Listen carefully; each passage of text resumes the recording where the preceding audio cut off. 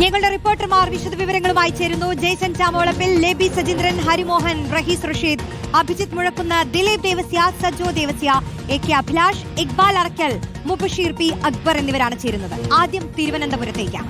തിരുവനന്തപുരത്ത് മേയറെ കണ്ടെത്താൻ തിരക്കിട്ട നീക്കവുമായി BJP. സംസ്ഥാന സെക്രട്ടറി BV രാജേഷിനാണ് മുൻഗണന. കേവല ഭൂരിപക്ഷം തികയ്ക്കാൻ ഒരു സ്വതന്ത്രനെ ഒപ്പം ചേർക്കണോ എന്നതിലും BJPയിൽ ചർച്ച നടക്കുകയാണ്.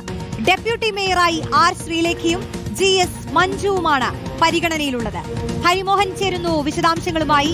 ഹരി, VV രാജേഷ് ആയിരിക്കുമോ അതോ ശ്രീലേഖ ആയിരിക്കുമോ മേയർ എന്ന ചർച്ചകൾക്കൊടുവിൽ VV രാജേഷിലേക്ക് എത്തുകയാണോ ഏറ്റവും ഒടുക്കമുള്ള തീരുമാനം? അപ്പോൾ ഡെപ്യൂട്ടി മേയർ ശ്രീലേഖ ആയിരിക്കുമോ? എന്തൊക്കെയാണ് തീരുമാനങ്ങൾ? VV രാജേഷ്, ശ്രീലേഖ എന്നീ രണ്ട് പേരുകളിൽ നിന്ന് രാജേഷിലേക്ക് എത്താനുള്ള ഘടകങ്ങൾ എന്തൊക്കെയായിരുന്നു? ഈ അനുഭവ പരിചയം തന്നെയാണോ വലുത്? റോഷ, തീർച്ചയായിട്ടും അതിൽ ഇന്നലെ മുതൽക്ക് തന്നെ, അതായത് തെരഞ്ഞെടുപ്പ് റിസൾട്ട് ഫലം വന്നതിന് തൊട്ടു പിന്നാലെ തന്നെ, വോട്ടെണ്ണൽ പൂർത്തിയായതിന് തൊട്ടു പിന്നാലെ തന്നെ BJPക്കുള്ളിൽ ഇത്തരത്തിലുള്ള ചർച്ചകൾ രൂപപ്പെട്ട് കഴിഞ്ഞിരുന്നു. ആദ്യഘട്ടം മുതൽക്ക് രണ്ടു പേരുകളാണ് ഏറ്റവും പ്രധാനമായിട്ട് ചർച്ചയിലുണ്ടായിരുന്നത്. അതിൽ മുൻ ജില്ലാ അധ്യക്ഷനും ഇപ്പോഴത്തെ സംസ്ഥാന സെക്രട്ടറിയുമായിട്ടുള്ള VV രാജേഷിന്റെ പേര് തന്നെയായിരുന്നു നേരത്തെ ഉണ്ടായിരുന്നത്. അതിനോടൊപ്പം തന്നെ മുൻ DGP ആയിട്ടുള്ള സംസ്ഥാനത്തെ ഏറ്റവും മുതിർന്ന IPS ഉദ്യോഗസ്ഥയായിരുന്ന R ശ്രീലേഖയുടെ പേരും വന്നിരുന്നു. അതായത് ഈ രണ്ടു പേരുകളാണ് തുടക്കം മുതൽക്ക് തന്നെ തലസ്ഥാനത്ത് ചർച്ചയായിരുന്നത്. ഇവർ രണ്ടുപേരും മത്സരിക്കുന്നു, അവരിൽ ആരാകും എന്നുള്ളതിനെ കുറിച്ചൊക്കെ വലിയ രീതിയിലുള്ള ചർച്ചകൾ, അഭ്യൂഹങ്ങളൊക്കെ തന്നെ നിലനിൽക്കുന്നുണ്ടായിരുന്നു. പക്ഷേ തെരഞ്ഞെടുപ്പ് ഫലം വന്നതിന് ശേഷം BJP സംസ്ഥാന നേതൃത്വത്തിന്റെ പിന്തുണ ലഭിച്ചിരിക്കുന്നത് VV രാജേഷിനാണെന്നുള്ളതാണ് വസ്തുത. കാരണം VV രാജേഷിന് പിന്തുണ ലഭിക്കാനുള്ളത് ഒന്നിലധികം കാരണങ്ങൾ ഉണ്ട് എന്നുള്ളതാണ്. അതിൽ ഏറ്റവും പ്രധാനപ്പെട്ടത് രാഷ്ട്രീയ പരിചയം തന്നെയാണ്. രാഷ്ട്രീയ പരിചയ സമ്പത്ത് VV രാജേഷിന് മാത്രമാണ്. R ശ്രീലേഖയെ സംബന്ധിച്ച് തെരഞ്ഞെടുപ്പിൽ മത്സരിച്ചു എന്നുള്ളത് മാത്രമാണ് അവർക്കുള്ള പരിചയം. അതേസമയം തന്നെ ഈ കോർപ്പറേഷനിൽ 4.5 പതിറ്റാണ്ട് കാത്തിരുന്നിട്ടാണ് BJP ഇത്തരത്തിൽ ഭരണം ലഭിക്കുന്നത്. അങ്ങനെ BJP ഭരണം ലഭിച്ച് അത് നിലനിർത്താൻ വേണ്ടിയിട്ടുള്ള നീക്കങ്ങൾ അടുത്ത നിയമസഭാ തെരഞ്ഞെടുപ്പിലേക്ക് കൂടി അതിന്റെ പ്രതിഫലനം സൃഷ്ടിക്കാനുള്ള നീക്കങ്ങളൊക്കെ തന്നെ നടത്താൻ വേണ്ടി ഒരുങ്ങുകയാണ്. ആ സമയത്ത് R ശ്രീലേഖയെ പോലെ രാഷ്ട്രീയത്തിൽ പരിചയക്കുറവുള്ള ഒരാളെ മേയറാക്കിയാൽ അത് ചിലപ്പോൾ തിരിച്ചടിയായേക്കും എന്നുള്ളതാണ് അവർ മുന്നോട്ട് വെക്കുന്ന ഒരു പ്രധാനപ്പെട്ട കാര്യം.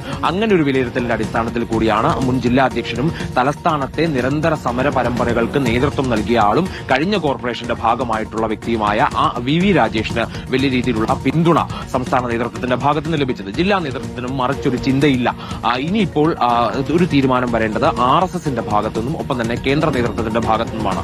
RSSൽ നിന്ന് വരുന്ന തീരുമാനമാണ് ഇതിനകത്ത് ഏറ്റവും പ്രധാനപ്പെട്ടത്. കാരണം സാധാരണ ഇത്തരം തീരുമാനങ്ങൾ, രാഷ്ട്രീയ തീരുമാനങ്ങളൊക്കെ രൂപപ്പെടുന്നത് RSSന്റെ കൂടി പിന്തുണയോടുകൂടിയാണ്. RSS ഏതെങ്കിലും നിലയിൽ എതിർപ്പ് പ്രകടിപ്പിച്ചാൽ മാത്രമായിരിക്കും മറ്റൊരാളിലേക്ക് പോവുക. പക്ഷേ ഇവിടെ VV രാജേഷിനെ സംബന്ധിച്ച് അപ്പുറത്തുള്ളത് അല്ലെങ്കിൽ എതിർ സ്ഥാനത്തുള്ളത് R ശ്രീലേഖയാണ് എന്നുള്ളത് കൊണ്ട് തന്നെ RSSന്റെ പിന്തുണ ശ്രീലേഖയ്ക്ക് കിട്ടാനുള്ള സാധ്യത വളരെ കുറവാണ്. അതുകൊണ്ട് തന്നെ VV രാജേഷ് തിരുവനന്തപുരം മേയറായേക്കും എന്നുള്ളത് നമുക്ക് ഏറെക്കുറെ ഈ ഘട്ടത്തിൽ ഉറപ്പിക്കാൻ കഴിയുമെന്നുള്ളതാണ് മനസ്സിലാക്കാൻ സാധിക്കുന്നത്.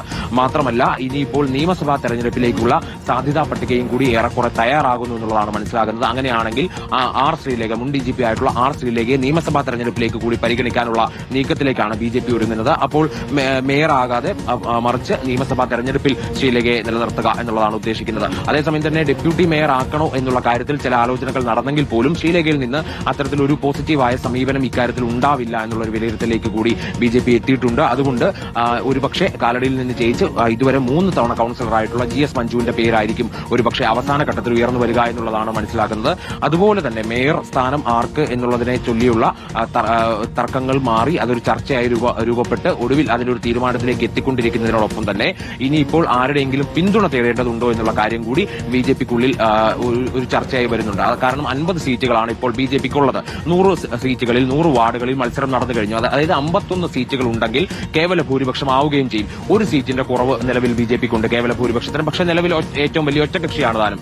അതുകൊണ്ട് ഇനിയിപ്പോൾ ആ ഒരു സീറ്റിന്റെ അല്ലെങ്കിൽ ഒരാളുടെ പിന്തുണ ഇപ്പോൾ വാങ്ങേണ്ടതുണ്ടോ എന്നുള്ള ചർച്ച ഇന്നലെ രാത്രിയിലൊക്കെ തന്നെ BJP സംസ്ഥാന ഓഫീസ് കേന്ദ്രീകരിച്ചുകൊണ്ട് നടക്കുകയുണ്ടായി. പക്ഷേ നിലവിലുള്ള ഒരു തീരുമാനം അടുത്തൊരു 6 മാസത്തിനുള്ളിൽ മാത്രം കേവല ഭൂരിപക്ഷം ഉണ്ടാക്കിയാൽ മാത്രം മതി, അല്ലെങ്കിൽ അത് തെളിയിച്ചാൽ മതി. നിലവിൽ ഒറ്റകക്ഷി എന്നുള്ള നിലയ്ക്ക് ഈ 6 മാസത്തേക്ക് ഭരണം മുന്നോട്ട് കൊണ്ടുപോകാൻ കഴിയും. അതുകൊണ്ട് പതുക്കെ ധൃതി പിടിക്കാതെ പതുക്കെ മുന്നോട്ട് കൊണ്ടുപോയി ആരെങ്കിലും സ്വതന്ത്രന്മാരായിട്ടുള്ള രണ്ടുപേരിൽ ഒരാളെ, പ്രത്യേകിച്ച് പാറ്റൂർ രാധാകൃഷ്ണൻ എന്ന് പറയുന്ന കണ്ണമൂലയിൽ നിന്ന് ജയിച്ച വ്യക്തിയെ കൂടെ കൂട്ടുക എന്നുള്ള ഒരു നീക്കത്തിലേക്കാണ് BJP കടക്കുന്നതെന്ന് മനസ്സിലാക്കുന്നു. പക്ഷെ അത് ഉടനെ ഉണ്ടാവില്ല. അങ്ങനെ ഒരു ധൃതി പിടിച്ചുള്ള നീക്കത്തിലേക്കൊന്നും കടക്കുന്നില്ല. ആദ്യം സത്യപ്രതിജ്ഞ ചെയ്ത് കൌൺസിൽ അധികാരത്തിൽ കയറുക, അതിനുശേഷം മാത്രമായിരിക്കും സ്വതന്ത്രന്റെ പിന്തുണ തേടണമോ അല്ലെങ്കിൽ വേറെ ആരെങ്കിലും ഏതെങ്കിലും നിലയ്ക്ക് പാർട്ടിയിലേക്ക് കൊണ്ടുവരണോ അല്ലെങ്കിൽ പിന്തുണയ്ക്ക് കൊണ്ടുവരണോ എന്നുള്ള കാര്യത്തിൽ തീരുമാനമാവുക. ഒരുപക്ഷെ ഈ ആഴ്ച തന്നെ, അതായത് 21 22 തീയതിയിലായി തന്നെ സത്യപ്രതിജ്ഞ നടക്കാനുള്ള സാധ്യത കൂടി നിലവിൽ കാണുന്നുണ്ട്. ബിജെപിയെ സംബന്ധിച്ച് ഇനിയിപ്പോൾ അടുത്ത നീക്കം എന്ന് പറയുന്നത് പ്രധാനമന്ത്രിയുടെ കാര്യമാണ്. പ്രധാനമന്ത്രിയെ തിരുവനന്തപുരത്തേക്ക് എത്തിക്കുക, കോർപ്പറേഷന്റെ ഒരു വികസന പത്രിക ഉണ്ടാകും. അതായത് വലിയ വാഗ്ദാനങ്ങൾ നൽകിക്കൊണ്ട് തന്നെയാണ് ഈ തവണ തെരഞ്ഞെടുപ്പിൽ ബിജെപി ഇറങ്ങിത്തിരിച്ചത്. അത് മാത്രമല്ല, തെരഞ്ഞെടുപ്പിന്റെ പ്രചാരണ ഘട്ടങ്ങളിലൊക്കെ തന്നെ മുന്നോട്ട് വെച്ചിട്ടുള്ളത് വലിയ വലിയ മോഹന വാഗ്ദാനങ്ങൾ. അതിൽ ഏറ്റവും പ്രധാനപ്പെട്ടത് ഒളിമ്പിക്സിന്റെ വേദിയാക്കും എന്നുള്ള കാര്യങ്ങൾ വരെയായിരുന്നു. പക്ഷേ അതിപ്പോൾ എന്തായാലും ഉടനെ നടക്കില്ലെങ്കിൽ പോലും പ്രധാനമന്ത്രി നരേന്ദ്രമോദി നേരിട്ടെത്തിക്കൊണ്ട് വികസന പത്രിക പ്രകാശനം ചെയ്യിക്കുന്ന ഒരു ചടങ്ങ് സംഘടിപ്പിക്കാനാണ് സംസ്ഥാന അധ്യക്ഷൻ രാജീവ് ചന്ദ്രശേഖരന്റെ നേതൃത്വത്തിലുള്ള സംഘം തീരുമാനിച്ചിരിക്കുന്നത്. ഒരുപക്ഷെ അത് ഒരു 1.25 മാസത്തിനുള്ളിൽ ഉണ്ടാകും എന്നുള്ള സൂചന കൂടി വരുന്നുണ്ട്. അങ്ങനെയാണെങ്കിൽ തലസ്ഥാനത്ത് വലിയ രീതിയിൽ ബിജെപി അത് നിയമസഭയിലേക്ക് ഉപയോഗിക്കാനുള്ള സാധ്യത കൂടിയാണ് കാണുന്നത്. ആ നിയമസഭയിലേക്കുള്ള സാധ്യതാ പട്ടിക കൂടി ഇതിനോടകം തന്നെ പ്രഖ്യാപിച്ചുകൊണ്ട് പ്രവർത്തനം ആരംഭിക്കാനുള്ള പ്രധാനമന്ത്രിയെ തന്നെ കൊണ്ടുവരാനുള്ള എന്തായാലും നീക്കങ്ങൾ അത് തുടങ്ങിക്കഴിഞ്ഞു. അതിൽ തീരുമാനങ്ങളും ഉടൻ തന്നെ അറിയുമെന്നാണ് അറിയുന്നത്. ഹരി, ഈ കേന്ദ്ര നേതൃത്വത്തിന് ഇതിലിപ്പോൾ ആരോടാണ് താല്പര്യം എന്നുള്ളത് കൂടി അറിയാൻ ആഗ്രഹമുണ്ടാകും ജനങ്ങൾക്ക്. പ്രത്യേകിച്ച് ബിജെപിയുടെ കേന്ദ്ര നേതൃത്വം ഉറ്റുനോക്കുന്ന ഒരു സംസ്ഥാനമാണ് കേരളം. അതിൽ ഉയർന്ന പ്രൊഫൈലുള്ള ഒരാളെയാണ് അവർ തെരഞ്ഞെടുക്കുകയെങ്കിൽ ശ്രീലേഖയ്ക്കാണ് ആ തുറുപ്പ് വീഴേണ്ടത്. കാരണം മുൻ DGP എന്ന ഇമേജോടുകൂടി തന്നെ സ്ഥാനാർത്ഥിത്വത്തിലേക്ക് കടന്നിട്ടുള്ള വ്യക്തിയാണ്. പോലീസ് രംഗത്താണ് പരിചയമെങ്കിലും ഈ പൊതുപ്രവർത്തന രംഗത്ത് ഒട്ടും പരിചയമില്ലെങ്കിലും ഈ ഒരു ഇമേജ് അത് വലിയ ഘടകമാക്കി ബിജെപി ഉയർത്തിക്കാട്ടിയതാണല്ലോ. ഇപ്പോഴത്തെ VV രാജേഷ് ആണെങ്കിൽ പൊതുപ്രവർത്തന രംഗത്ത് വലിയ പരിചയം, തലസ്ഥാനത്ത് തന്നെ സമരങ്ങളുടെ മുന്നിൽ നിന്ന് നയിച്ച ആൾ എന്നുള്ള ഘടകവുമുണ്ട്. അപ്പോൾ കേന്ദ്രത്തിന് യഥാർത്ഥത്തിൽ ഇതിൽ ആരോടാണ് താല്പര്യം? എങ്ങനെയാണ് ആ ഒരു ചർച്ചകൾ?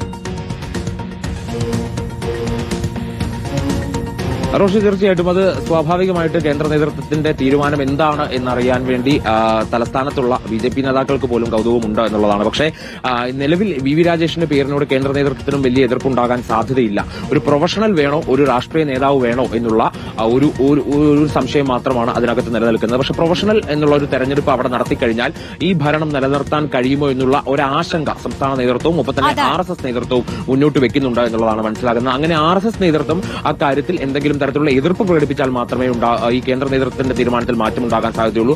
അല്ലാത്ത പക്ഷം ഇത്തരം തീരുമാനങ്ങൾ RSS നേതൃത്വം എടുക്കുകയും അതിന് കേന്ദ്ര നേതൃത്വം BJP കേന്ദ്ര നേതൃത്വം പിന്തുണ നൽകുകയുമാണ് ചെയ്യുന്ന ഒരു രീതി. അത് ഇത്തവണയും ഉണ്ടാകുമെന്ന് തന്നെയാണ് പ്രതീക്ഷിക്കുന്നത്. റോഷ്നി, ഹരിമോഹനാണ് വിശദാംശങ്ങൾ നൽകിയത്. എന്തായാലും അധ്യക്ഷ സ്ഥാനത്തേക്ക് ആളെ തിരഞ്ഞെടുക്കുമ്പോൾ ഉയർന്ന പ്രൊഫൈലാണോ അതോ പരിചയ സമ്പത്താണോ വലുത്?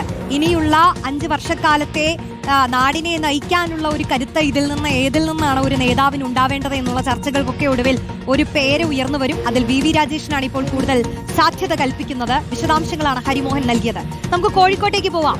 കോഴിക്കോട് കോർപ്പറേഷനിൽ മേയറെ തെരഞ്ഞെടുക്കാനുള്ള തിരക്കിട്ട നീക്കം നടത്തുകയാണ്